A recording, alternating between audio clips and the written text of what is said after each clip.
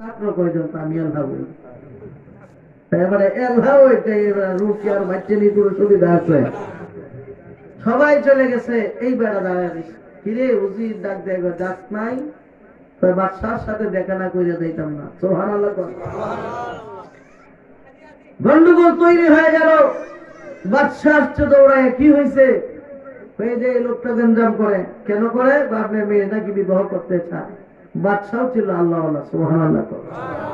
তাকায় দেখে সব বাচ্চা তো আর মেয়ে জনগণের মাল চুরি করে খায় না, কথা কয় না।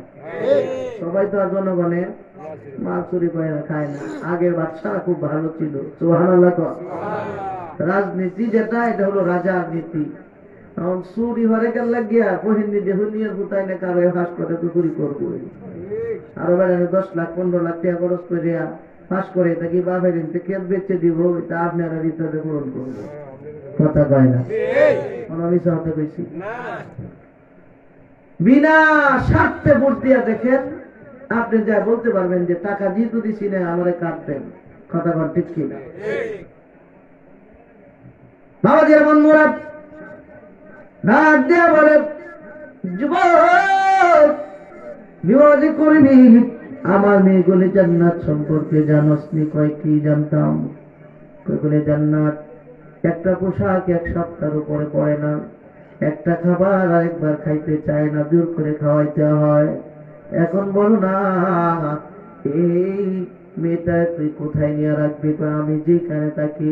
কই তুমি কই থাকো? কই জঙ্গলাই থাকি। সুবহানাল্লাহ।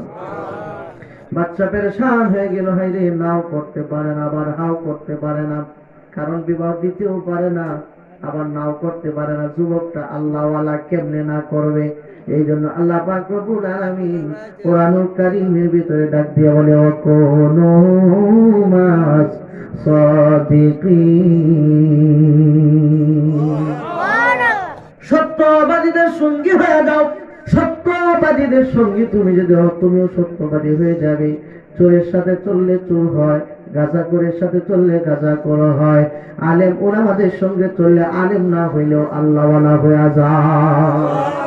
সবতে সব লেহ তুরা সালেহ কোনাত, সবতে তালেহ তুরা তা লেহ কোনাত। জামানা সহবতে বা আউলিয়া ফকরত সদ সালে তোয়াদ মেরি আপ।